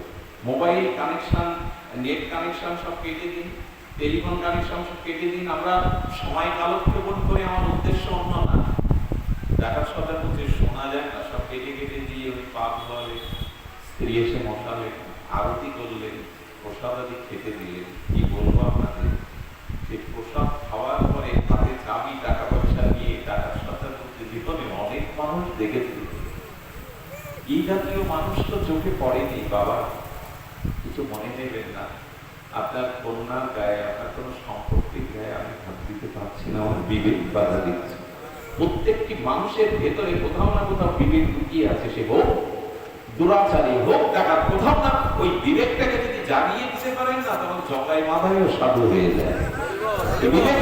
ওই বিবেকটা জাগাতে গেলে তার ভিতরে সবকিছু দেখতে হবে। ওই বিবেকটা জাগাতে গেলে তার ভিতরে সবকিছু দেখতে হবে। এই কৌশলটা আমাদের জানা নেই। নিন্দা করলে সেও আপনার একদিন নিন্দা করবে। সবকিছুর মধ্যে একটা ভালো দেখুন, সাকারাত্মক কিছু দেখুন, সব খারাপের মধ্যে একটা ভালো দেখুন। দেখুন আপনার ভেতরটাও ভালো হয়ে যাবে, আর যার ভালো দেখছেন সেও সুন্দর হতে চেষ্টা করবে। এটা হয়, এটা হয়। শুধু ভক্তগণ, এই জন্য দোষ দর্শনটা আমাদের এই সাধু সমাজটাকে পঙ্গু করে দিচ্ছে, ভক্তি বহু দূরে সরে দাঁড়াচ্ছে। দয়া করে সাধু নিন্দা যখনই হবে, সাধু নিন্দা যদি একবার হয় তাহলে সব গেল। ভজন সাধন, এই জন্য শাস্ত্রে বলেছেন না, যে রূপে লইলে নাম প্রেমের উপচায়, তাহার স্বরূপ লক্ষণ শোনো স্বরূপ, কিভাবে নাম নিলে প্রেম হবে শোনো। ওই যে ত্রিনাদবী শ্লোক যদি থাকে, তাহলে কারো নিন্দা করা যাবে, কাউকে অপমান করা যাবে? মহাপ্রভুতে এটাই দিয়ে গেলেন, ত্রিনাদবী শ্লোকটা মুখস্থ আমাদের সকলের, কিন্তু কাজে করি। অমানিকেও মান দাও, তার মানে তার ভিতরে ভালোটুকু দেখো। কারো ভিতরে পুরোপুরি সব নষ্ট হয়ে যেতে পারে না, কোথাও না কোথাও ভালোটুকু আছে, ওইটুকু অন্বেষণ করে বের করো, ওইটুকু দেখো। ভালো দেখতে দেখতে তোমার ভিতরেও ভালোটা এসে যাবে। দুষ্টু বুদ্ধি খারাপ কিছু দেখতে থাকলে ওটার ভিতরেও এসে আগে আক্রমণ করে। তাই বলছেন যে না, ঘৃণাদপি শ্লোকটা যাজনা করো, অমানিত মান দে না, অমানিকেও মান দাও, নিন্দায় যেন কোনো কাজ না হয়। উচিত হলো এগুলি ত্যাগ করে ভজনে নিশ্চিত আনা। আর যদি এই নিষ্ঠার সহিত ভজন করতে পারেন, তখন রুচি আসবে, নিষ্ঠা আসবে, তখন ভাব আসবে। আর যখন ভাব আসবে, তার লক্ষণটা বলেই আমি পাঠ বিশ্রাম করবো। ভাবের লক্ষণ কি? যখনই ভাব আসবে তখনই কি হবে জানেন? যখনই ভাব আসবে তার ভিতরে একটা উদাসতা এসে যাবে। যখনই ভাব আসবে তখন লোকলজ্জা আর তার থাকবে না। কখনো গড়ায়, কখনো কাঁদে, কখনো হাহাকার করে, কখনো কাউকে জড়িয়ে ধরে, কখনো চুপচাপ বসে বিড় করে বকে, কখনো রাত্রে বিছানা থেকে ঘুম থেকে উঠে কাঁদতে থাকে নদীর ধারে গিয়ে। সবাই বলে ব্যাধি হয়েছে, বৈদিকরা বলে ওর মাথা খারাপ হয়ে গেছে, আর অন্যান্য সম্প্রদায়ের লোক বলে না না, ওর বিদ্যা নেই, শিক্ষা নেই, শাস্ত্র জ্ঞান নেই। সংসারী লোক বলে ও উদাস হয়ে গেছে, পাগল হয়ে গেছে। কিন্তু কখনো কাঁদে, কখনো হাসে, কখনো নাচে, কখনো গড়াগড়ি যায়, কখনো হরিনামের ধুলিতে অঙ্গে মাখে, কখনো কখনো হরি বলে চিৎকার করে। বাইরের লোক তাকে বুঝতে পারে না, কেউ ভাবে উন্মাদ, কেউ বলে লোক দেখানো ভাব, কিন্তু কোনো দিকে তার খেয়াল নাই। যথা বাহ্য বাইরের দিকে আছে তাকায় না। যেমন মহাপ্রভু যখন গয়া থেকে এলো, প্রসঙ্গটা বড় হৃদয় হৃদয়। মহাপ্রভু যখন গয়া থেকে এলো, মহাপ্রভু গয়া থেকে বলার পরে আর সুগন্ধি তেল মাখে না, আর মাথায় চিরুনি দেয় না, আর গঙ্গাদাস পণ্ডিতের তলে শাস্ত্র পড়াতে ছাত্রদের কাছে যায় না, ভালো কিছু মুখেও দেয় না। নিমায় আর গঙ্গায় করে সাঁতার কাটে না, কারো পূজার দ্রব্য নষ্ট করে না, কারো সাথে শাস্ত্রীয় তর্ক করে না। বিষ্ণুপ্রিয়া দেবী ভয় পেয়ে ঘর থেকে মাঝে মাঝে চলে যায়, বিছানায় শয়ন করে না। মধ্যরাত্রে মেঝেতে বসে মহাপ্রভু নখ দিয়ে মাটিগুলো খোঁড়ে, মহাপ্রভু নখ দিয়ে মাটিগুলো খোঁড়ে আর বিড় করে কি বলে। বিষ্ণুপ্রিয়া অবাক হয়ে তাকিয়ে কিছু বুঝতে না পেরে সচিমা ঘরে যায়। সচিমা সকালে উঠে বলবে, মা তোর বাবা চলে গেছে, তোর বড় ভাই চলে গেছে, তুই আমার একমাত্র জীবনধন, তুই এমন করছিস কেন, তোর কি অসুখ হয়েছে বল? কোনো কথা বলে না, কারোর সাথে মেশে না।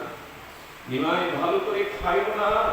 একদিন গঙ্গাধর বলছে, নিমাই তুমি নবদ্বীপের গর্ব, তুমি পণ্ডিত শিরোমণি দিগ্বিজয়ীকে পরাস্ত করে নবদ্বীপের সম্মান রক্ষা করেছো। তোমার কাছে দেশ বিদেশ থেকে কত ছাত্র ব্যাকরণ, সাহিত্য আর দর্শন শিখতে আছে, তুমি দর্শন শাস্ত্রের অন্যতম অধ্যাপক, যাও নিমাই, আমি তোমার আচার্য নির্দেশ করছি। বইখানা লাল কাপড়ে ভরা বগলে করে নিমাই গেল। সামনে গুরুদের পৃষ্ঠা খোলার সাথে সাথে পৃষ্ঠাতে বিন্দু বিন্দু চোখের জল পড়ছে, মুখে কোনো ভাষা নেই। এটি বোঝানোর কথা, এটি কাউকে ব্যাখ্যা করে বলানো যায়? ছাত্ররা অবাক হয়ে দেখছেন, পণ্ডিত শিরোমণি নিমাই পণ্ডিত কাঁদছেন। উঠে দাঁড়িয়ে ছাত্র বলছেন, আচার্যদেব আপনার কি হয়েছে, আপনি কাঁদছেন কেন? মহাপ্রভু বললেন, তখন মহাপ্রভু না নিমাই পণ্ডিত বললেন, কাল থেকে তোমরা আর এসো না, আমি তোমাদের আর কোনো শিক্ষা দিতে পারবো না। তোমরা জানো প্রকৃত শিক্ষা কি? কৃষ্ণ ভক্তি বিনা বিদ্যা নাহি। আর কৃষ্ণ ভক্তি ছাড়া কোনো বিদ্যাই নেই, কৃষ্ণ ভক্তি ছাড়া কোনো বিদ্যাই নেই। ছাত্ররা বলছেন, সেই কৃষ্ণ ভক্তি যদি বিদ্যা হয়, আচার্য আপনি তাই দিন আমাদের। কৃষ্ণ ভক্তি যদি দেখুন, অনেক লেখাপড়া জানি, অনেক বড় চাকরি বাকরি করি, সমাজে অনেক সম্মান আছে, কিন্তু যদি ভগবত ভক্তি না থাকে না, যদি ভগবত ভক্তি না থাকে, তাহলে জানবেন কৃষ্ণ ভক্তি না থাকলে কোনো বিদ্যা এটাকে মুক্তি দিতে পারবে না, কল্যাণ করতে। টাকা পয়সা মান সম্মান আলাদা জিনিস, কিন্তু পরকালে বঞ্চিত হয়ে যাবে। তাই মহাপ্রভু বললেন কৃষ্ণ ভক্তি বিনা বিদ্যা নাই। ছাত্ররা বলছেন আচার্যদেব তাই দিন। সেই দিনই নিমাই বললেন নেবে তোমরা কৃষ্ণ ভক্তি বিদ্যা নেবে। সমস্ত লেখাপড়ার সমস্ত বিদ্যার সার হল কৃষ্ণ ভক্তি। সেই দিনই মহাপ্রভু হাততালি দিয়ে শুরু করেছিলেন হরি হরায় নম কৃষ্ণ যাদবায় নম। ছাত্রদের কীর্তন করাচ্ছে, বাইরে মুখ টেপে হাসছে পণ্ডিতরা। নিমাই পণ্ডিতের হলো কি ছাত্রদের বিদ্যা ব্যাকরণ দর্শনের বেলায় সাহিত্যের বেলায় হাততালি দিয়ে হরিনাম করাচ্ছে। নিমাই বাড়িয়ে এলো, নিমাই বাটিতে এলো। ওই যে বললাম একদিন গদাধর প্রিয় অন্তরঙ্গরা বসে আছে। গদাধর বলছেন তোমার কি হয়েছে নিমাই, তুমি আমাকে অন্তত বলো, আমি তো তোমার অন্তরঙ্গ। গদাধর আমি গয়া থেকে বীরবার পথে কানাইয়ের নাটশালা, এটা বিহারের মধ্যে পড়ে, কানাইয়ের নাটশালায় এসে এক কিশোর মূর্তি দেখিয়েছিলাম। পীত বরণ, শ্যামল বরণ, ময়ূর পিচ্ছধারী, বংশীধারী, মুরলীধারী, ত্রিভঙ্গ ধাম। সেই কিশোর আমাকে একবার দেখা দিয়েই লোকালো। কোথায় যে লোকালো আর বললাম না। বলতে পারো সে কোথায়? দেখলেন মহাপ্রভুর সেই ব্যাকুলতা, কৃষ্ণ প্রেমের ব্যাকুলতা। গদাধর তখন এরকম পাগল ভাব থেকে বলছেন প্রভু সে আর কোথায়, সে তোমার হৃদয়ের মধ্যেই লুকিয়ে গেছে। গদাধর আমার হৃদয়ে লুকিয়েছে। মহাপ্রভুর হাতে যে নখ ছিল সেই নখ দিয়ে বুক চিচ্ছে। বলছি কোথায়? তাকে না দেখলে আমি বাঁচবো না। তাকে বুক চিচ্ছে, রক্তাক্ত করছে। গদাধর জড়িয়ে ধরল। এই হলো ভাব হলে এই দশায় বাইরের লোকটাকে উন্মাদ ভাববে, পাগল ভাববে, মস্তিষ্ক বিকৃতি ভাববে। কখনো হাসে, কখনো নাচে, কখনো গড়াগড়ি যায়, যখন লোকবাচ্য বাইরে কে কি বলতো তার সেদিকে ফিরবার পায়নি। বিষ্ণুপ্রিয়া দেবী কাঁদেন, সচিমা বারবার বোঝান। একদিন সচিমা নারায়ণ পূজার ব্যবস্থা করলো, আর চন্দ্রশেখরকে ডাকলো, মেসমশাইকে, শ্রীবাস পণ্ডিতকে ডাকলো। আমার বাবা মারা ছেলেটাকে, নিমাইটাকে তোমরা দেখো, কোথায় কোনো অসুখ হয়েছে। নারায়ণের পূজা করে অঞ্জলি দেওয়ার সময় সচিমা নিমাইয়ের হাত ধরে বললো, ও নিমাই, নারায়ণের কাছ থেকে চেয়ে নে বাবা, তুই যাতে সুস্থ থাকতে পারিস। নিমাই নারায়ণের দিকে তাকিয়ে কি চাইছে জানেন? মা বলে দিল তুই যাতে সুস্থ হোস, নিরাময় হোস, চেয়ে নে। নিমাই কাঁদছে আর বলছেন, ন ধন ন জন ন সুন্দরী কবিতা আমি সুন্দরী রমণী চাই না, যশ মান খ্যাতি চাই না, তোমার চরণে যেন আমার তুমি আমাকে সেই ভক্তি দাও যাতে অবৈতকী ভক্তি হয়। এই হলো ভাব। নিজের সুখের জন্য, ইহকাল পরকালের জন্য কিছু চাওনি, চাও একটাই অহিংসী ভক্তি, যেন কোনো কিছুর বিনিময়ে তোমাকে ভালো না বাসি। শ্রীবাস পণ্ডিতদেরকে ডেকে নিমাই পণ্ডিত বলছেন, শ্রীবাস, আচ্ছা তুমি বলো তো আমার কি ব্যায়াম হয়েছে, আমার কি উপরিদোষ হয়েছে? মা বলে বেড়াচ্ছে, সবাই বলছে আমার উপরিদ হয়েছে। শ্রীবাস কি বলছে জানেন? মহাপ্রভুর হাতটা হাতে নিয়েছে। আহা, হাতটা হাতে নিয়ে নিমাই পণ্ডিতের দিকে ছলো ছলো নয়নে, সজল নয়নে বললেন, নিমাই, তোমার যে রোগ হয়েছে, এই রোগ যোগী ঋষি মুনিদের যুগ যুগান্তর তপস্যা করেও হয় না, সাধনা করেও হয় না। এটা কৃষ্ণ প্রেম হয়েছে তোমার।